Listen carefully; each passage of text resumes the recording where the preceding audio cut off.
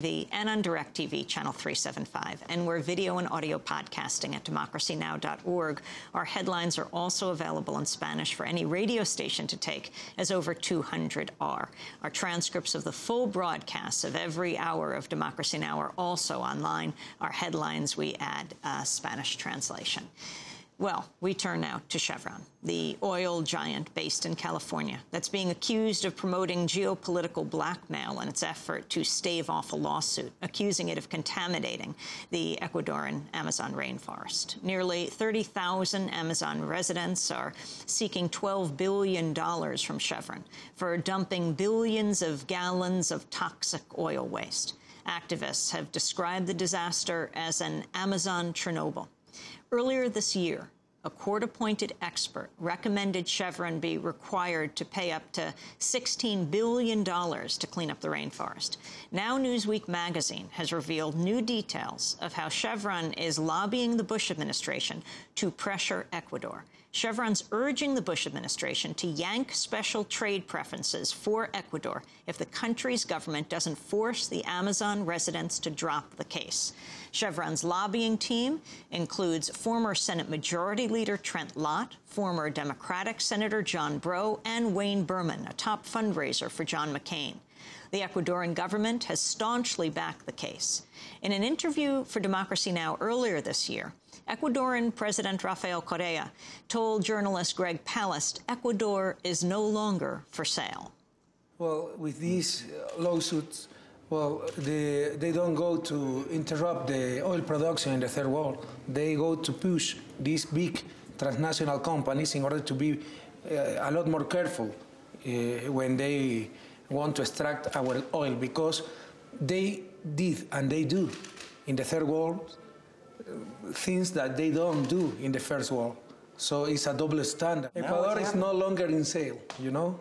Now Ecuador has a sovereign, a nationalist government. That is the huge difference. That's the Ecuadorian president, Rafael Correa. The Bush administration has confirmed it's considering Chevron's request to pressure Ecuador to drop the case. If the White House agrees, it would be the second major lobbying victory for Chevron in just a matter of weeks. Last month, the Senate dropped an effort to penalize Chevron for maintaining extensive ties with the military junta in Burma. The Senate approved new trade sanctions against Burma, but excluded a provision that would have eliminated a large Chevron tax break. Burmese activists had supported the provision to pressure Chevron to end its ties with the junta. The measure had been named after the late Tom Lantos, a Burma advocate and the only U.S. lawmaker to have survived the Nazi Holocaust. Well, to talk about these developments, I'm joined by three guests. I'm going to start with Michael Isikoff, investigative reporter with Newsweek magazine, who broke the story on Chevron's recent lobbying of the Bush administration to pressure Ecuador. Welcome to Democracy Now! Michael, can you lay out what exactly is happening around this lawsuit against Chevron? Well, as you pointed out, Amy, there was the finding by the court-appointed expert a few months ago, which held that Chevron could be liable for up to $16 billion in this lawsuit.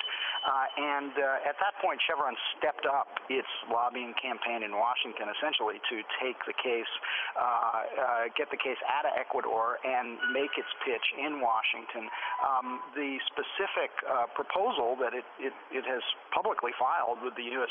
Trade Commission is that Ecuador be denied benefits under the Andean Trade Preference Program, which expires at the end of the year, unless it takes action to essentially squash the legal case. It has hired a formidable lobbying team, as we reported, John Breaux, Trent Lott, Wayne Berman, and a host of others who have been pressing the case both within the Bush administration, in the White House, the Special Trade Office, the State Department. Chevron executive recently met with Deputy Secretary of State John Negroponte on this, and in Congress. Now, I should point out that the plaintiffs' lawyers here and Ecuador do have a potential key ally. This first came up a couple of years ago, the idea that Chevron might go to Washington. The chief plaintiffs' lawyer, Steve Donziger, did go to an old Harvard Law School friend of his, the junior senator from Illinois, Barack Obama, laid out what Chevron was trying to do, and Barack Obama, together with Patrick Leahy, did write a letter to then U.S. Trade Rep Rob Portman, urging him not to take any action that would take this away from the Ecuadorian court system. So Obama is on record as being against what Chevron wants to do, and Obama's office reaffirmed his stand on that as recently as 2 weeks ago when I wrote the story. You wrote that after Donziger took this story to Barack Obama, the junior senator from Illinois. Obama consulted with the senior senator from Vermont, Patrick Leahy. Correct. Leahy has a long history of working on Latin American human rights issues. He's on the one of the subcommittees that deals with that.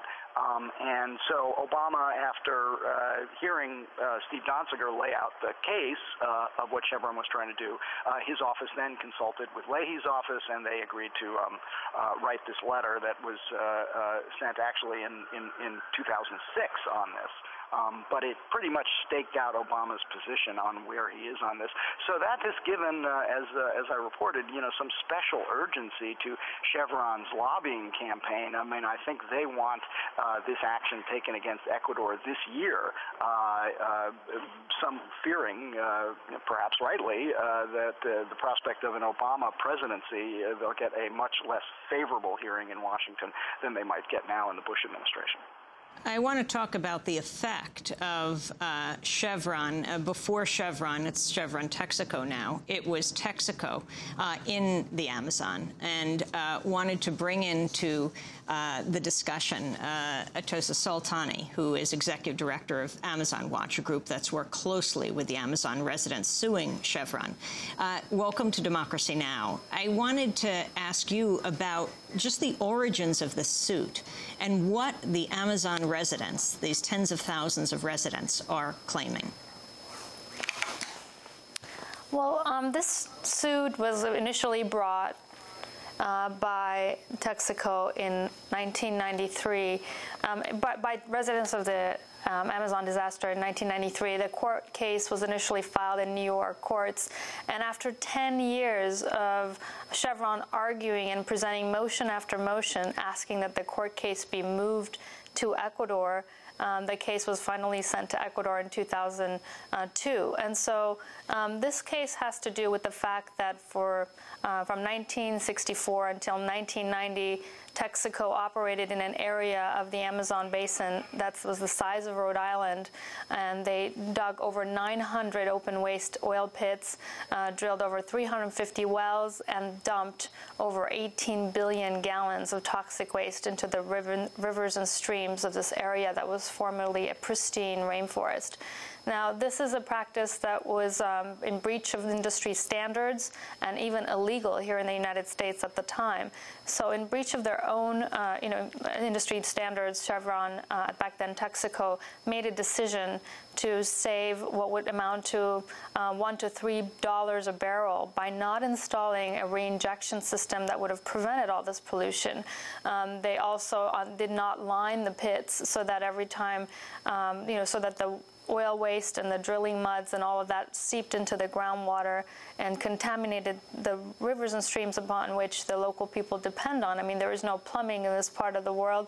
People live off the rivers and streams. They fish and bathe and use water from the surface, from sources in the rivers. And so in this case, you have a situation where 30,000 people are poisoning themselves on a daily basis living in this area. So you have high rates of cancer, birth defects. The court-appointed expert actually, in his report, attributed 428 deaths to the Texaco disaster. And that's just, we think, totally underestimating the real number, because most of the people in this area don't have access to medical facilities or never get tested and pretty much find out too late that they're dying. So this is a serious case. Texaco, now Chevron,